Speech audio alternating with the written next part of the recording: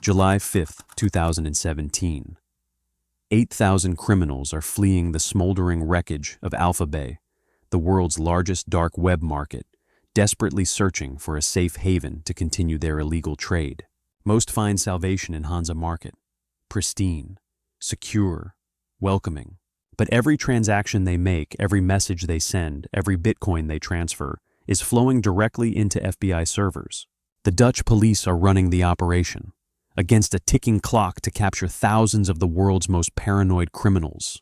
What these dealers and assassins don't know is that 1 month earlier, 9 Dutch programmers quietly seized Hansa's servers and became the administrators themselves.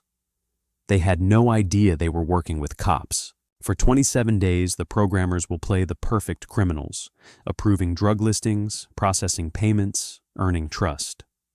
All while FBI agents watch Alexandre Cazes, AlphaBay's 25-year-old founder, spend his final hours in a Thai mansion. How did law enforcement pull off the most audacious sting in internet history? And what made Cazes' fatal mistake so devastatingly simple? Early 2017, Bangkok, Thailand. Alexandre Cazes lives like a tech mogul who conquered the world. And in a way, he did. His mansion compound houses a collection of Lamborghinis, Porsches, and a custom McLaren. $23 million in cryptocurrency, properties, and luxury vehicles. Not bad for a 25-year-old Canadian who barely left his computer. But Cazes isn't running a startup. He's running AlphaBay, the Amazon of illegal goods. 400,000 users, 300,000 listings. Drug dealers hawking fentanyl alongside identity thieves selling credit cards alongside hitmen advertising their services. Every day, between $600,000 and $800,000 flows through the platform, 10 times larger than Silk Road ever was. The FBI would later call it the largest criminal marketplace in internet history. They were right. Over 250,000 listings for illegal drugs, more than 100,000 stolen identification documents, synthetic opioids that would kill users across America, delivered through the mail like birthday cards. Cazes thinks he's untouchable, behind 7 proxies, using encrypted communications, hiding behind the username Alpha02. His operational security seems bulletproof. But here's the thing about perfection. It only takes one crack. Years earlier, when AlphaBay was just starting, Cazes sent welcome emails to early users. Standard stuff. Except those emails came from a personal Hotmail account. pimp_alex_91@hotmail.com. One mistake, made in 2014, forgotten immediately. That email would destroy everything. But while Cazes sips cocktails in Bangkok, completely unaware of the noose tightening around his neck, something interesting is happening 3,000 miles away in the Netherlands. What Cazes didn't know yet was that his entire empire was already crumbling. But first, the trap had to be built. June 20th, 2017. Early morning, Germany. 2 men sit at their computers, managing Hansa Market, AlphaBay's smaller competitor. They're not sophisticated criminals. They're former ebook pirates who graduated to harder crimes. One is 30, the other 31. Both think they're safe. They're wrong. Dutch police have been watching for months. Unlike Cazes, these administrators were sloppy, traceable, predictable. The doors explode open simultaneously.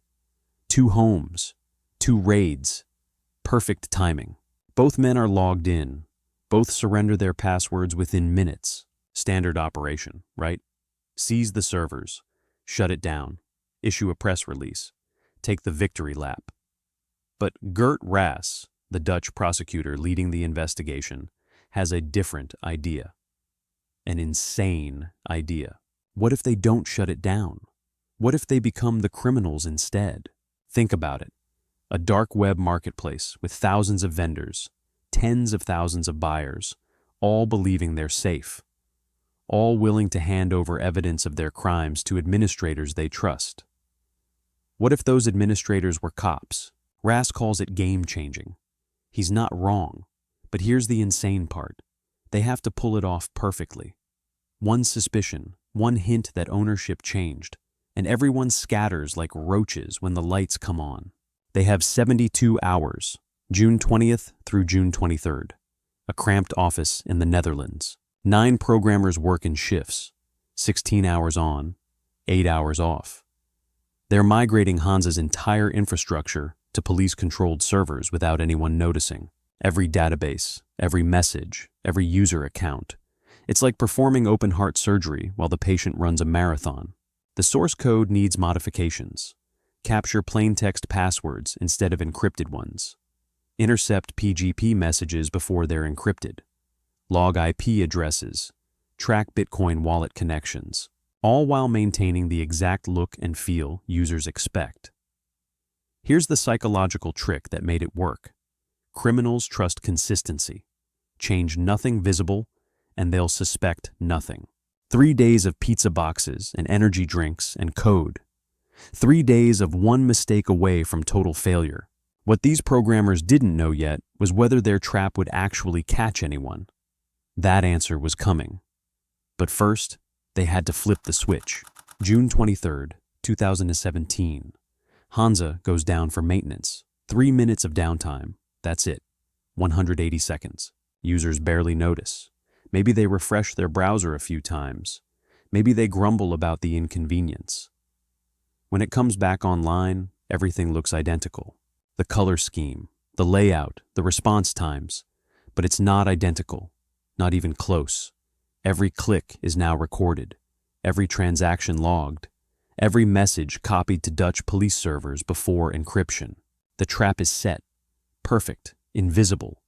But here's what nobody expected. The trap needs bait. Thousands of paranoid criminals won't migrate to a new platform without a reason. The FBI is about to give them that reason. And that's when everything changed. While Dutch programmers were pulling off their impossible migration, FBI Special Agent Nicholas Firapidis was closing in on Alexandre Cazes. That forgotten email address, pimp_Alex_91, had led investigators straight to his LinkedIn profile. His real name, his location in Bangkok, his entire identity.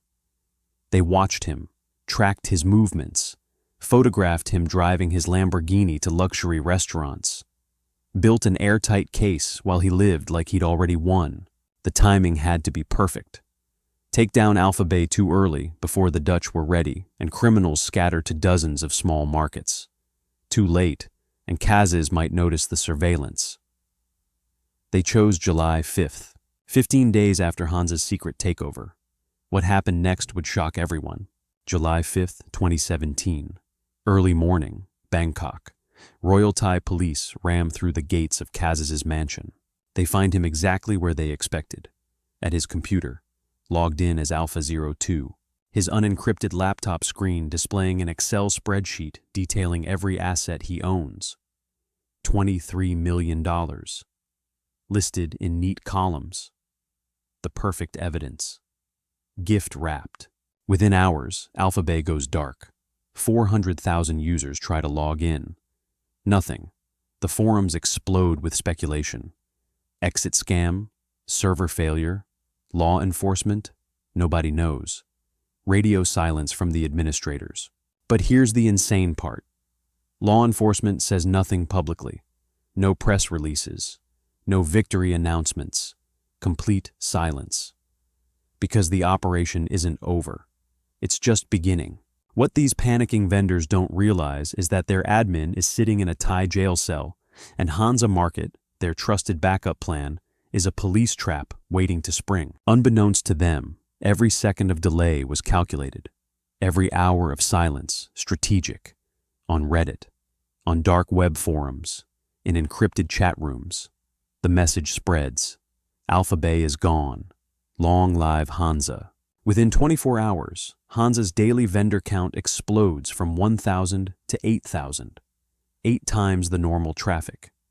8,000 criminals, many of them AlphaBay's top sellers, registering new accounts, uploading product listings, establishing themselves on what they believe is safe ground. They had no idea they were walking directly into the most sophisticated law enforcement operation in internet history. The Dutch team works around the clock, They're not just collecting evidence anymore. They're playing their roles, approving heroin listings, processing cocaine sales, answering support tickets about stolen credit cards. And here's the thing that should terrify you. They're good at it. Users praise the responsive admins, the improved customer service. One forum post reads, "Hansa admins are so helpful, much better than AlphaBay ever was." They're complimenting police officers for excellent drug dealing infrastructure. It exploited a fundamental human truth. We trust competence. The better the service, the safer it feels. 27,000 illegal transactions flow through the platform.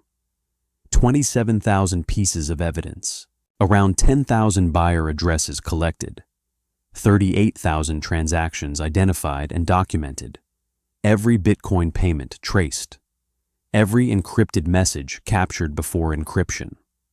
Every vendor's real IP address logged through carefully planted security vulnerabilities. For 15 days, the charade continues. 9 Dutch programmers pretending to be international crime lords. Thousands of criminals walking deeper into the perfect trap. But what these Hansa users don't know, what they can't know, is that in a Thai jail cell, something terrible is about to happen. Here's where it gets dark. July 12th, 2017. 1 week after his arrest, Alexandre Cazes is found dead. Suicide. A towel. His own hands. He was 25 years old. There's something tragic about it, isn't there? A kid who built an empire from his bedroom and thought he was untouchable. Who made one stupid mistake with an email address and paid the ultimate price. But here's the cold calculation. His death means he can't warn anyone, can't post to forums, can't tell the dark web community that law enforcement is coming. The operation continues. Business on Hansa booms. 8,000 vendors, countless buyers, all believing they've found sanctuary. They hadn't seen anything yet. July 20th, 2017. Department of Justice, Washington, D.C. Attorney General Jeff Sessions approaches the podium. Beside him, FBI Acting Director Andrew McCabe. Europol Executive Director Rob Wainwright joins via satellite. The press conference that will break the dark web. Sessions speaks first. This is likely one of the most important criminal investigations of the year. He announces AlphaBay's takedown, the largest dark net marketplace in history. Its founder dead, 400,000 users displaced. The journalists scribble notes, standard cybercrime bust. Impressive, but not unprecedented. Then comes the hammer. But that's not all, Sessions continues. Hansa Market was also seized. And here's what makes this operation unprecedented. Silence in the room. For the past month, Hansa has been operated by the Dutch National Police. You can almost hear the collective gasp on dark web forums as the news spreads. McCabe adds the details. AlphaBay was 10 times the size of Silk Road, and we didn't just shut it down. We created a controlled environment where criminals voluntarily provided evidence against themselves. Wainwright calls it one of the most successful coordinated takedowns against cybercrime in recent years. But here's what terrifies the dark web community more than the arrests. It's not that police shut down 2 markets, it's that police became one of them, for a month, without anyone noticing. And that's when everything changed. Trust. The only currency that matters in anonymous crime. Obliterated. Within hours, every major dark web market shuts down voluntarily. Site after site goes dark. Administrators disappear. Vendors delete accounts. Because now the question isn't whether your security is strong enough, it's whether the people you're dealing with are even real. Is that administrator helping you launder Bitcoin actually a cop? Is that vendor selling you drugs gathering evidence? Is this entire marketplace a honeypot? You can't know. That's the genius of it. Over the following months, arrests ripple worldwide. The evidence collected during those 27 days launches investigations across continents. Vendors in America, buyers in Europe, money launderers in Asia. The dark web ecosystem never fully recovers. Oh, new markets emerge eventually. They always do. But the user numbers never return to pre-Operation Bayonet levels. The paranoia never fades. Because law enforcement proves something crucial. They can outplay criminals in their own domain, using their own tactics. Invisible and patient and terrifyingly effective. But let's return to where we started. Alexandre Cazes' fatal mistake. What brought down a $23 million criminal empire? What mistake did this 25-year-old make that seemed untouchable? Not sophisticated crypto-forensics, not betrayal, not an informant, an email address, pimp_alex_91@hotmail.com. That's it. One personal email used in welcome messages back in 2014. Forgotten immediately. Sitting in databases waiting to be discovered. Leading directly to his LinkedIn profile, which used his real name and listed Thailand as his location. Years of careful operational security. Encrypted communications. Anonymous servers. Cryptocurrency mixing. All undone by a single moment of carelessness he probably didn't even remember. The contrast is almost funny. $23 million in assets. Multiple luxury vehicles. A mansion in Bangkok. The largest criminal marketplace in history. Destroyed by a Hotmail address. Here's the lesson that keeps cybercriminals awake at night. It's not whether their current security is strong enough. It's whether they've already made their fatal mistake. Years ago, in some forgotten email, some careless click, some moment of human error sitting in a database somewhere. Waiting. Today, when new administrators set up dark web markets, they obsess over every detail. Perfect operational security, multiple layers of protection, encrypted everything. But they can't help wondering, is that new vendor a cop? Is this server secretly police-controlled? Are we running a criminal marketplace? Or are we performing in a police sting we don't even know about yet? That question, that doubt, that paranoia, that's Operation Bayonet's real legacy. But that's not the scary part. The scary part is this. The perfect trap isn't always the one you walk into. Sometimes it's the one you built yourself, long before you knew you were prey. And sometimes the hunters don't chase you. They just become you and wait for you to come home.